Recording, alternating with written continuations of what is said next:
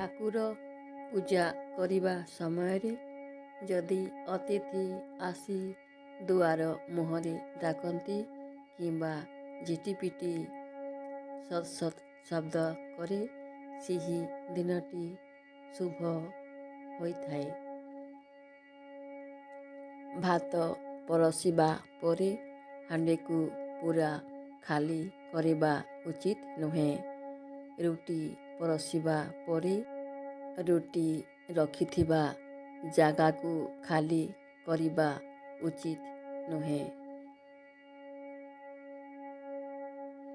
ଯଦି ବିରାଡ଼ି ଘରେ ପିଲା ଜନ୍ମ କରେ କିମ୍ବା ମାଙ୍କଡ଼ ଫଳ ଖାଇସାରିବା ପରେ ତା'ର ଚୋପାକୁ ଘର ସାମ୍ନାରେ ପକାଇଲେ ଶୁଭ ସମୟ ଆଗମନର ସୂଚନା ମିଳିଥାଏ।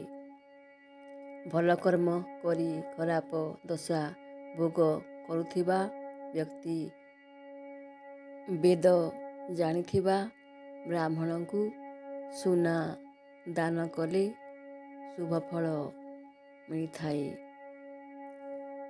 ନିଜ ଘରେ ଦୀପ ଜାଳିବା ବେଳେ ଦୀପ ତଳେ ଅରୁଆ ଚାଉଳ କିମ୍ବା ଦୁବଟିଏ ରଖି ଦୀପ ଜଳାନ୍ତୁ। ଶନିବାର ରାଶି ତେଲ, ମଙ୍ଗଳବାର ଯେକୌଣସି ତେଲ ଏବଂ ଅନ୍ୟାନ୍ୟ ବାରରେ କେବଳ ଘିଅରେ ଦୀପ ଜାଳିବା ଉଚିତ। ରାତିରେ ମୁଣ୍ଡ କୁଣ୍ଡାନ୍ତୁ ନାହିଁ ଏବଂ ଦାନ୍ତରେ ନଖ ଛିଡ଼ାନ୍ତୁ ନାହିଁ।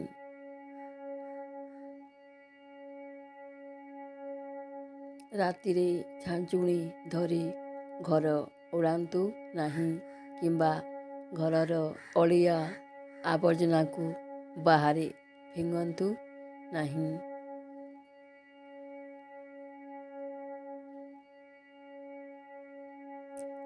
ଛିଡ଼ି ଯାଇଥିବା ମନି ପର୍ସ ରଖନ୍ତୁ ନାହିଁ।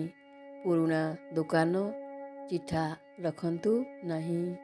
ପଇସାକୁ ମୋଡ଼ି କରି ମନି ପର୍ସରେ ରଖନ୍ତୁ ନାହିଁ।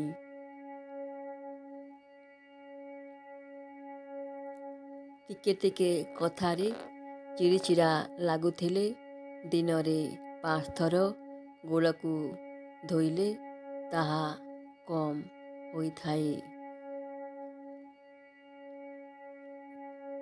ସକାଳୁ ଉଠିବା ପରେ ବିଛଣାକୁ ଅସଜଡ଼ା ରଖିଲେ ଶନି ଓ ସକାଳୁ ରାହୁଙ୍କର ଅଶୁଭ ଦୃଷ୍ଟି ପଡ଼ିଥାଏ।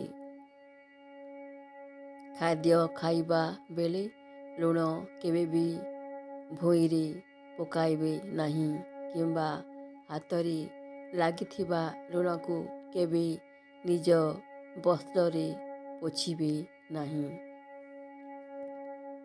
ଘରର ସମସ୍ତ ସଦସ୍ୟ ଚିନ୍ତିତ ଥିବା ସମୟରେ ପରିବାରର ସଦସ୍ୟ ପାଣି ପିଉଥିବା ସ୍ଥାନରୁ ଏକ ତମ୍ବା ପାତ୍ରରେ କିଛି ପାଣି ଆଣି ପ୍ରତ୍ୟେକ କୋଣରେ ଛିଞ୍ଚିବା ପରେ ପାତ୍ରଟିକୁ ମଝିରେ ରଖିଲେ ସମାଧାନର ପଥ ମିଳିଥାଏ।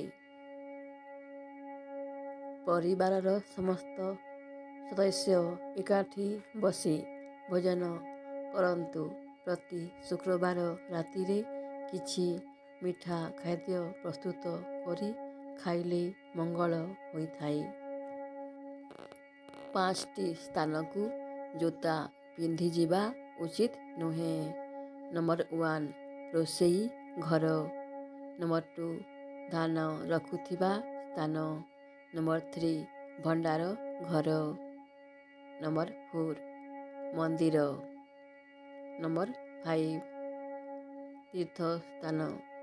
ଘରକୁ ଫେରିବା ସମୟରେ କିଛି ନା କିଛି ସାମଗ୍ରୀ ନେଇକି ଆସନ୍ତୁ। ଏହାଦ୍ୱାରା ମଙ୍ଗଳଙ୍କ ଶୁଭ ଦୃଷ୍ଟି ପଡ଼ିଥାଏ।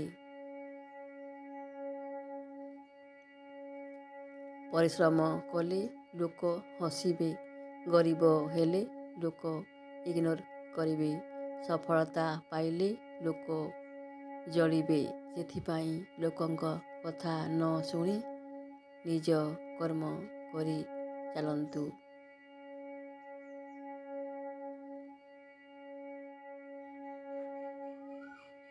ଯେମିତି ପାଦରେ ଆଘାତ ଲାଗିଲେ ମଣିଷ ଚାଲିବା ଶିଖିଯାଏ, ସେମିତି ମନରେ ଆଘାତ ଲାଗିଲେ ମଣିଷ ଏକା ଏକା ବଞ୍ଚିବା ବି ଶିଖିଯାଏ।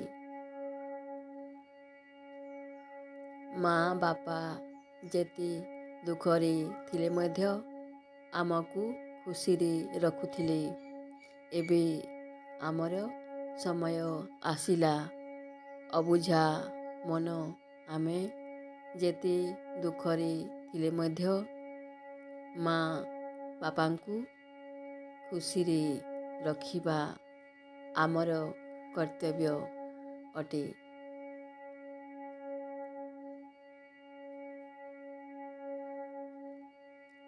ଜୀବନ ରାସ୍ତାରେ ତ ଅନେକ ଲୋକ ମିଳନ୍ତି, କିନ୍ତୁ ହଜାରେ ଭୁଲକୁ କ୍ଷମା କରୁଥିବା ବାପା ମା ଜୀବନରେ କେବଳ ଥରେ ମିଳିଥାଏ।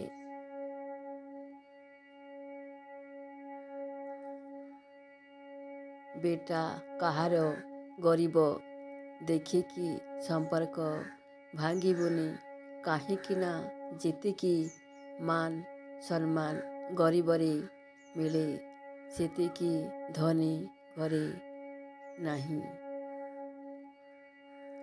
ଜୀବନରେ ଦୁଇଟି କଥା ମନେ ରଖୁଥିବେ, ଯାହା ଆମକୁ ମିଳୁଛି ସେଇଟା ଭଗବାନଙ୍କ ଇଚ୍ଛା, ଆଉ ଯାହା ନ ମିଳୁଛି ସେଇଟା ମଧ୍ୟ ଭଗବାନଙ୍କ ଇଚ୍ଛା।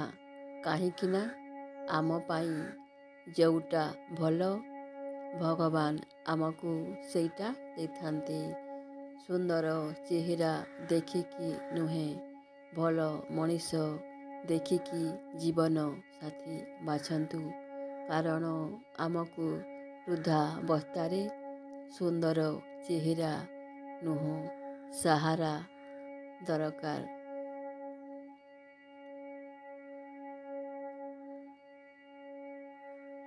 ପ୍ରେମ ଏକ ଏମିତି ସମ୍ପର୍କ ଯାହା ଆରମ୍ଭରୁ ଠିକ୍ ଠାକ୍ ଥାଏ, ହେଲେ ପରେ ତାହା ସବୁ କିଛି ବର୍ଷ ପରେ ବଦଳି ଯାଏ। ସବୁଠୁ କଷ୍ଟ ତ ସିଏ ଯିଏ ତା ପ୍ରେମକୁ ଜୀବନ ଭାବିଥାଏ। ଦିନେ କି 2 ଦିନ କଥା ନହେଲେ ଭଲ ପାଇବା କମି ଯାଏନି। ସାଙ୍ଗମାନେ ଯିଏ ତୁମକୁ ସତରେ ଭଲ ପାଉଥିବ ନା, ସେ ମାସେ କ'ଣ ବର୍ଷେ କଥା ନହେଲେ ବି ତୁମକୁ ଭଲ ପାଇବ। କଳା ଗୋରା, ସୁନ୍ଦର ଅସୁନ୍ଦର ମଣିଷ ପରିଚୟ ଦେଇ ନଥାଏ। ଦୁନିଆରେ ସୁନ୍ଦର ମଣିଷ ସେ ହୋଇଥାଏ ଯିଏ ରାଗିଯିବା ପରେ ବି କେବଳ ଛୋଟିଆ ହସରେ ସବୁକିଛି ଭୁଲି ଯାଇଥାଏ।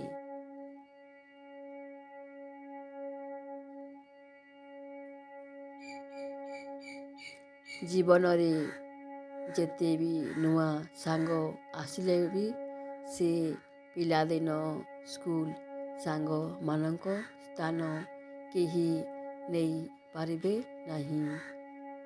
ଆଜି ବି ବହୁତ ମନେ ପଡ଼େ ସେ ପିଲାଦିନ କଥା।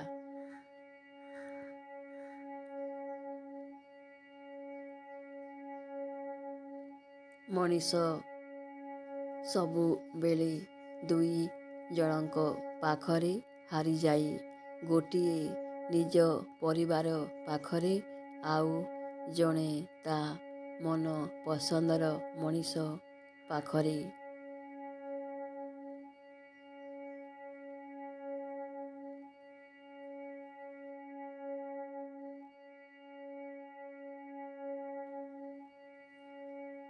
ଜଣକୁ ଜୀବନରେ ଏମିତି ସାଥୀଟିଏ କର ଯାହାକୁ ଆପଣ ସବୁ କଥା କହି ପାରୁଥିବ।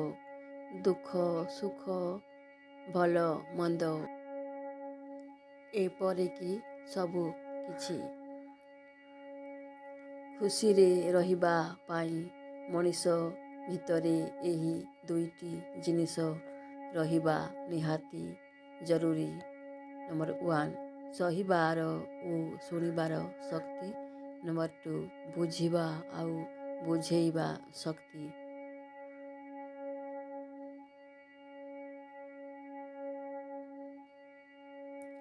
ବର୍ଷା ଯେତେ ହେଲେ ମଧ୍ୟ ଠିକ୍ ସାରୁ ପତ୍ରକୁ ଭିଜେଇ ପାରେନା, ସେହିପରି ଅନ୍ୟକୁ ଈର୍ଷା କରୁଥିବା ଲୋକ ଯେତେ ଜ୍ଞାନୀ ହେଲେ ମଧ୍ୟ ଆଗକୁ ଯାଇପାରେନା।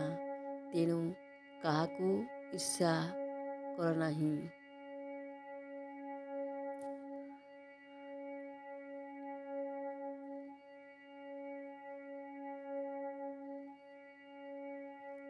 ଜୀବନରେ ଏମିତି କିଛି ଲୋକ ମିଳନ୍ତି ଯାହାକୁ କେବଳ ପାଇବାକୁ ଇଚ୍ଛା କରି କିନ୍ତୁ ପାଇ ହୁଏନା, କାହିଁକିନା ସେ ଆଉ କାହା ଭାଗ୍ୟରେ।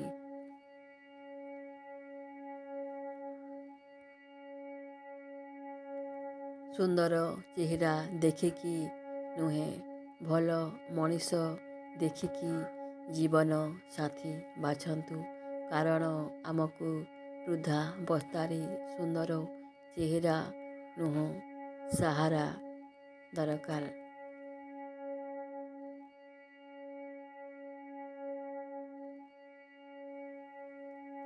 ଘର ଲୋକ କ'ଣ କହିବେ, ଏ ଦୁନିଆ କ'ଣ କହିବ, ଏଇ ସବୁ ଭାବି କେବେ ମୋ ହାତ ଛାଡ଼ିବେନି।